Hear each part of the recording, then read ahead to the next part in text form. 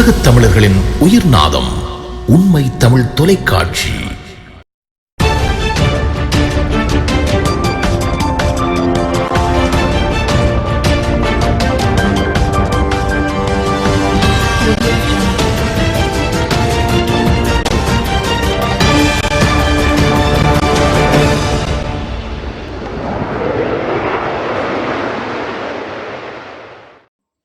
பாகிஸ்தானின் இலங்கைக்கான புதிய உயர்ஸ்தானிகர் ஓய்வு பெற்ற மேஜர் ஜெனரல் பஹீமுல் அசீஸ் சபாநாயகர் மஹிந்த ஜாபா அபேவர்தனவை சந்தித்துள்ளார். இந்த சந்திப்பில் பரஸ்பர நலன்கள் தொடர்பில் கவனம் செலுத்தப்பட்டதுடன் இரு நாடுகளுக்கும் இடையில் நிலவி வரும் உறுதியான நட்புறவை மேலும் வலுப்படுத்துவது தொடர்பில் கவனம் செலுத்தப்பட்டது. அத்துடன் இலங்கை மற்றும் பாகிஸ்தானுக்கு இடையில் சமரீதியான சுற்றுலாத்துறை விருத்தி செய்வதற்கு எதிர்பார்ப்பதாகவும் தெரிவிக்கப்பட்டுள்ளது. மேலும் இரு நாடுகளுக்கும் இடையிலான நாடாளுமன்ற நட்புறவு சங்கங்களின் நடவடிக்கைகள் உள்ளிட்ட இருதரப்பு உறவுகளை விருத்தி செய்வதற்கான எதிர்கால நடவடிக்கை குறித்தும் இங்கு கலந்துரையாடப்பட்டது. இந்த சந்திப்பில் நாடாளுமன்ற செயலாளர் நாயகம் குசானி ரோஹனதீர மற்றும் பாகிஸ்தானின் பிரதிநிதி உயர்ஸ்தானிகர் வாஜித் ஹசன் ஹஸ்மி ஆகியோரும் கலந்து கொண்டமை குறிப்பிடத்தக்கது. வெளிநாட்டு வேலைவாய்ப்பு பணியகத்தின் விசேட விசாரணை பிரிவின்படி 2024ஆம் ஆண்டின் 4 மாதங்களில் வெளிநாட்டு வேலைவாய்ப்பு தொடர்பான 1371 முறைப்பாடுகள் கிடைக்கப்பெற்றுள்ளன என தெரியவந்துள்ளது. முறையான அனுமதியின்றி வெளிநாட்டு வேலைகளுக்கு ஆட்சேர்ப்பு செய்தல், சரியான வேலை உத்தரவு இல்லாமல் வெளிநாட்டு வேலைகளை வழங்குவதற்காக பணம் வசூலித்தல், சுற்றுலா விசா மூலம் வெளிநாட்டு வேலைகளுக்கு மக்களை வழிநடத்துதல் போன்ற புகார்கள் பணியகத்திற்கு கிடைத்துள்ளன. பணியகத்திற்கு கிடைக்கப்பெற்ற முறைப்பாடுகளில் 495 முறைப்பாடுகளுக்கு இக்கால பகுதியில் தீர்வு காணப்பட்டுள்ளதுடன் 680க்கும் மேற்பட்ட முறைப்பாடுகளுக்காக மோசடி செய்பவர்களுக்கு எதிராக நீதிமன்றில் வழக்கு தாக்கல் செய்வதற்கும் பணியகம் நடவடிக்கை எடுத்துள்ளது. இதன்போது வெளிநாட்டு வேலைவாய்ப்பு மோசடிகள் தொடர்பில் 28 சந்தேக நபர்கள் கைது செய்யப்பட்டு நீதிமன்றில் முற்படுத்தப்பட்டுள்ளதுடன் பணியகத்தின் செல்லுபடியாக அனுமதி பத்திரமின்றி நடாத்தப்பட்டு முறையான பணி உத்தரவை பெறாமல் வெளிநாட்டு வேலைக்கு ஆட்சேர்ப்பு செய்த 8 முகவர் நிலையங்களுக்கும் சோதனை உட்படுத்தப்பட்டுள்ளதாகவும் குறிப்பிடப்பட்டுள்ளது. மட்டக்களப்பு வாகரை பிரதேச செயலாளர் பிரிவுக்குட்பட்ட பகுதிகளில் இல்மெனைட் அகழ்வுகளுக்கு எதிராக பொதுமக்களால் இன்று மட்டக்களப்பு காந்தி பூங்காவில் போராட்டம் ஒன்று முன்னெடுக்கப்பட்டிருந்தது. குறித்த போராட்டம் நிறைவடைந்ததும் போராட்டத்தில் கலந்து கொண்டவர்கள் மட்டக்களப்பு மாவட்ட செயலகத்தில் அரசாங்க அதிபரிடம் தமது கோரிக்கையினை முன்வைப்பதற்காக சென்றுள்ளனர். இதன்போது மாவட்ட செயலகத்தில் இல்மெனைட் அகழ்வு மற்றும் இறால் பண்ணைகளுக்கு ஆதரவானவர்கள் நின்றிருந்தால் 2 பிரிவினருக்கும் இடையே வாய்த்தர்க்கம் ஏற்பட்டதாகவும் இதனை அடுத்து அங்கு பதட்டமான சூழ்நிலை நிலவியதாகவும் தெரிவிக்கப்பட்டுள்ளது. எதிர்வரும் கல்வி பொதுதராதர சாதாரணதர பரீட்சை இலக்காக கொண்டு இடம்பெறும் மேலதிக வகுப்புகள் மற்றும் கருத்தரங்குகள் எதிர்வரும் 30ஆம் திகதி நள்ளிரவு முதல் இடைநிறுத்தப்படும் என பரீட்சைகள் திணைக்களம் தெரிவித்துள்ளது.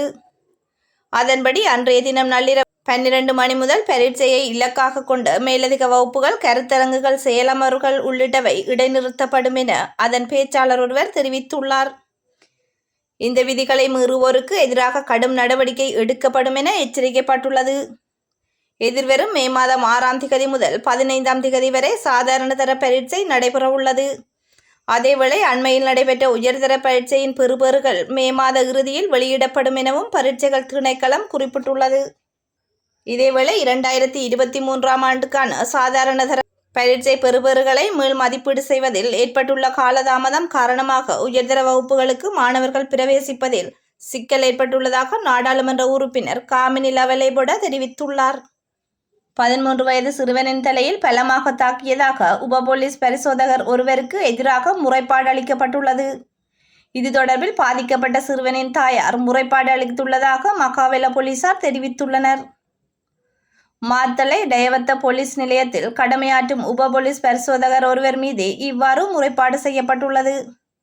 இந்த சிறுவன் பந்தயத்திற்காக துவிச்சக்கர வண்டியை செலுத்தி சென்றதாக கூறி இந்த தாக்குதல் இடம்பெற்றுள்ளதாக பாதிக்கப்பட்ட சிறுவனின் தாயார் போலீசாரிடம் தெரிவித்துள்ளார்.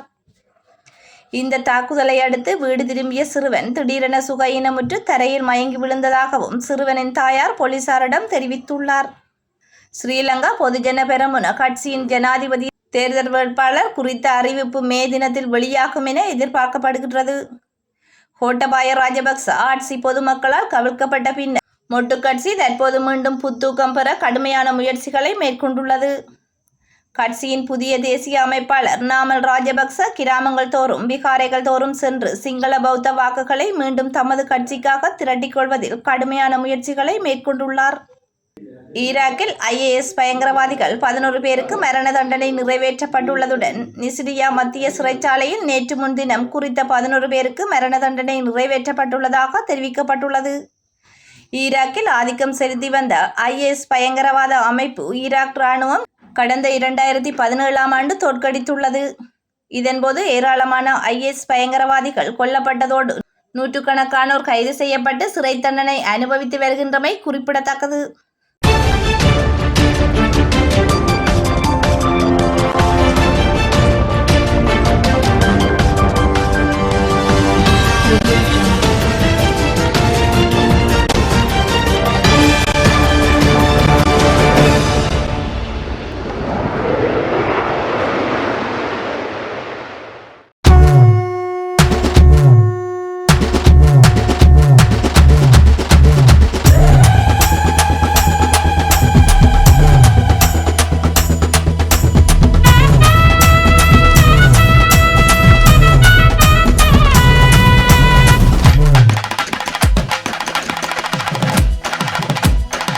உலகத் தமிழர்களின் உயிர்நாதம் உண்மை தமிழ் தொலைக்காட்சி.